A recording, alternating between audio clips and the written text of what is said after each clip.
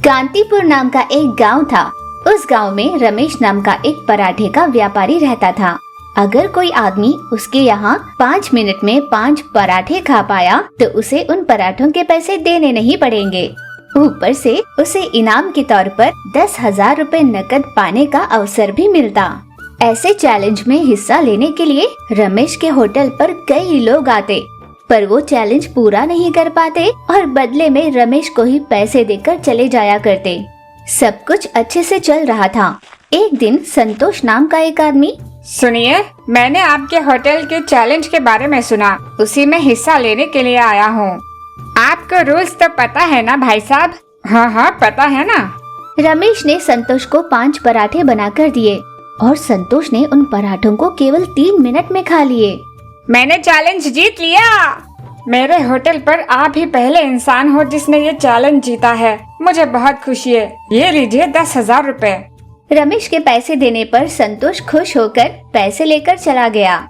ये उस दिन से हर रोज होने लगा। संतोष रमेश के पास आता और चैलेंज जीतकर पैसे लेकर चले जाया करता। इस तरह रमेश का बहुत नुकसान होने लगा और इसी कारण उसे होटल खोलने से डर लग रहा था। 2 दिनों से रमेश अपने होटल पर गया नहीं था, इसलिए पत्नी और बेटी ने रमेश से पूछा, पापा, आप पिछले 2 दिनों से होटल क्यों नहीं खोल रहे हो? मुझसे कई लोगों ने पूछा कि तुम्हारे बाबूजी होटल क्यों नहीं खोल रहे। बताइए ना, आप ऐसे चुप क्यों खड़े हैं? अगर कोई समस्या हो तो बताइए, हम सब मिलकर उसे सुलझाएंगे। बहुत बड़ी समस्या है। संतोष नाम का एक आदमी हर रोज चैलेंज जीत रहा है और मुझसे पैसे लेकर जा रहा है। मुझे भारी नुकसान हो रहा है। क्या सच? तो आप ये सारे चैलेंज हटा दीजिए ना। बिना किसी चैलेंज के ही होटल चलाइए। ऐसे करूँगा तो होटल ठीक से नहीं चल पाएगा। मेरी समझ में नहीं आ रहा मैं क्या करूँ। उन दोनों भी इसका कोई जवाब नहीं दे पाए। इसी तरह 1 हफ्ता बीत गया। रमेश ने अपना होटल खोला ही नहीं। सुनिए, मैं आपको एक उपाय सुझाऊंगी, आप उसे जरूर करिएगा। कैसा उपाय शांति? बताओ ना। आप जैसे ही होटल खोलोगे, संतोष नाम का आदमी जरूर आएगा। आप एक विशाल पराठा बनाना। आप उस पराठे में बहुत सारे सब्जियां और चिकन के कुछ टुकड़ों को भी डाल देना और जब वो होटल पर आएगा उससे आप सारी बात कर लीजिए। कहिएगा कि एक ही पराठा खाने पर काफी होगा और अगर ना खा पाए तो पिछले पराठों के भी उसे पैसे देने पड़ेंगे। अरे वाह शांति, तुमने सच में बहुत ही अच्छा उपाय सुझाया है। रमेश तुरंत घर से बाहर निकला और उसने अपना होटल खोला।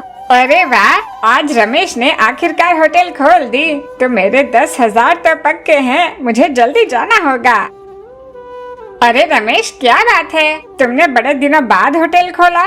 हाँ, दरअसल घर के कुछ हालात ठीक नहीं थे और वैसे भी मैंने चैलेंज बदल दिया है। अच्छा, कैसा चैलेंज? दरअसल आपको अभी सिर्फ 1 पराठा खाना होगा और अगर आप उसे खा नहीं पाए तो अब तक आपने जितने पराठे खाए उन सभी की भरपाई आपको अब करनी होगी। इतना आसान चैलेंज? मैं तो चुटकी में खा लूंगा 1 पराठा। रमेश ने तुरंत एक विशाल पराठा बनाया जिसमें ढेरों सब्जियां और चिकन के कुछ पीसेस डाले हुए थे। रमेश ने उस पराठे को बाहर निकाला और प्लेट में परोसकर संतोष को दिया। क्या इतना विशाल पराठा? भला कोई इंसान खा पाएगा इसे? ये तो बहुत मुश्किल है। तुमने जानबूझकर ही ऐसा किया है ना? मैंने आपको इस चैलेंज के बारे में पहले ही बताया था ना। आप भले इसे खाओ या ना खाओ, आपको हारा हुआ माना जाएगा और आपको पैसे भरने होंगे। बिना कोशिश किए भला मैं हार कैसे मानूं? अब स्वीकारा है तो खाकर देखता हूँ। फिर संतोष ने पराठे को खाना शुरू किया। समय खत्म हुआ पर संतोष पूरा पराठा खा नहीं पाया। समय खत्म हो चुका है और आप पराठा नहीं खा पाए हो। आपको अब तक के खाए हुए सभी पराठों के पैसे भरने होंगे। वो हार चुका था, इसलिए उसे पूरे पैसे भरने पड़े। लगता है तुम कोई मामूली व्यापारी नहीं हो, समझदारी से व्यापार करने वाले हो। संतोष ये कहकर वहाँ से चला गया। रमेश के नुकसान की पूरी तरह भरपाई हो गई थी। इस बात से रमेश भी बहुत खुश था। सब कुछ पहले जैसा हो गया था। इस बात से उसका पूरा परिवार खुश था। एक गांव में नवीना नाम की एक लड़की रहा करती थी। उसके पिता के देहांत के बाद माँ कीर्ति ही उसकी परवरिश कर रही थी। पर हद से ज्यादा मेहनत करने की वजह से कीर्ति भी बीमार होकर शैयाग्रस्त हो गई। यूँ अचानक से बीमार हो चुकी अपनी माँ के पास नवीना आई। हर दिन इतनी चुस्ती से घर में इधर उधर घूमते रहती हो, अब तुम्हें इस तरह बिस्तर पर लेटा हुआ देखकर मुझे अच्छा नहीं लग रहा माँ। बेटा, इसमें इतना दुखी होने की कोई जरूरत नहीं। जैसे जैसे आयु बढ़ती है, इंसान का शरीर उसका साथ देना छोड़ देता है, फिर बीमार होना साधारण बात हो जाती है। पर मैं तुम्हें एक बात बताती हूँ, मैं जिंदा रह भी सकती हूँ और नहीं भी, पर तुम्हें अपने आत्मबल को कम होने नहीं देना है। अपने पैरों पर खड़ी होकर तुम्हें जिंदगी में आगे बढ़ना होगा। माँ, जैसा तुम कह रही हो मैं वैसा ही करूँगी, पर माँ तुम्हारे बिना मैं कैसे रह पाऊंगी? कल से अपने पास रही मुर्गियों की देखभाल तुम ही करोगी। मैं तुम्हें सिखाऊंगी कि उन्हें कैसे पालते हैं। मैं जैसा जैसा कहती हूँ तुम वैसा करती जाओ, इतना ही काफी होगा।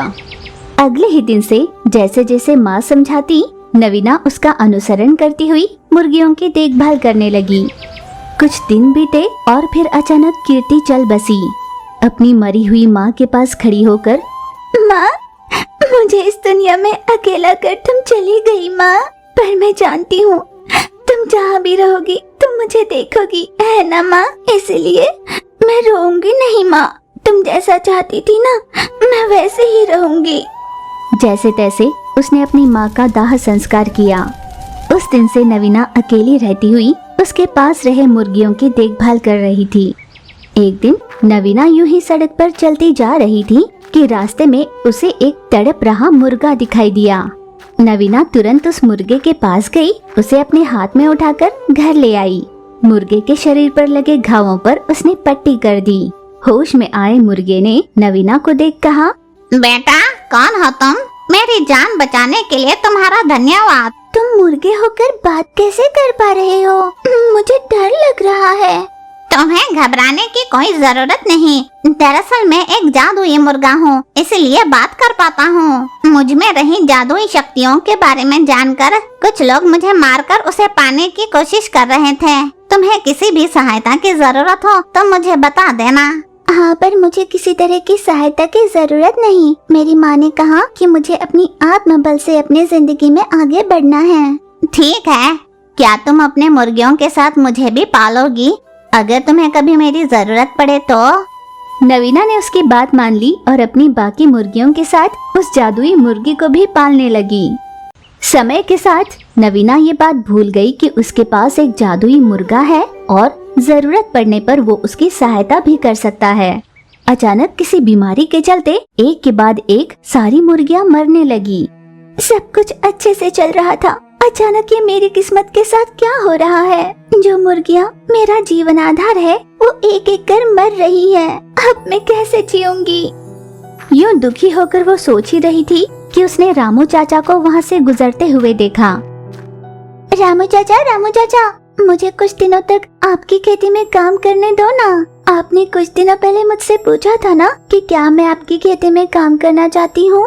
तब मैंने मना जरूर किया था, पर अब एक एक कर मेरी सारी मुर्गियाँ मर रही हैं। मेरी समझ में नहीं आ रहा कि मैं क्या करूँ। ये कहकर नवीना वापस अपने घर लौटी तो देखा सभी मुर्गियाँ मरी पड़ी थी। तभी वहाँ पर जादुई मुर्गा आया। नवीना, मैंने तुमसे कहा था ना मुझ में जादुई शक्तियाँ हैं, इसलिए लोग मुझे पकड़कर मारना चाहते थे। मेरी सहायता करने पर मैंने खुद तुमसे पूछा कि तुम्हारी कोई इच्छा हो तो मांग लो, और तुम ये भूल भी गई हो कि मैं एक जादुई मुर्गा हूँ। कम से कम अब मांग लो तुम्हें जो मांगना हो। नहीं, मैंने रामू चाचा से कहा है कि वो मुझे अपनी जमीन देंगे तो मैं उस पर खेती कर लूंगी। तुम जैसा चाहती हो वैसा ही करो, पर हाँ, इन मरी हुई सभी मुर्गियों को ले जाओ और रामू चाचा के जमीन में गाड़ दो। नवीना ने एक बार पूछा भी नहीं कि ऐसा क्यों करना है। नवीना ने उस जमीन में खुदाई की और मरी हुई मुर्गियों को वहाँ पर गाड़ दिया। नवीना के घर वापस लौटने के बाद जादुई मुर्गे ने उससे कहा, दोस्त, कल से ही जाकर तुम वहाँ पर खेती कर लो। रात बीत गई। अगली सुबह जैसे ही नवीना उस खेती पर गई, उसने वहाँ सोने की मुर्गियों को उगा हुआ देखा। उस सोने की मुर्गी को उठाया, उस जगह दूसरी मुर्गी आ रही थी। इस इस तरह वो जैसे जैसे सोने की मुर्गी उठा रही थी, वैसे वैसे उस स्थान पर दूसरी मुर्गी प्रकट हो रही थी। हो न हो, ये सब जादुई मुर्गे का ही कमाल होगा। मुझे इतनी तकलीफ में देखकर उसी ने मेरी मदद करी होगी। अब मुझे तुरंत घर जाकर उसे धन्यवाद कहना होगा। नवीना जैसे ही घर पहुंची, उसने देखा घर में वो कहीं दिखाई नहीं दे रहा था। इतने दिनों तक मुर्गा मेरे पास सिर्फ इसलिए था ताकि मेरी की हुई सहायता को वापस लौटा सके। अब जब वो काम हो गया है तो वो चले गया है। यूं ही दिन बीते। नवीना उसे मिले सोने के मुर्गियों को बेचकर खुशी से अपना जीवन बिताने लगी।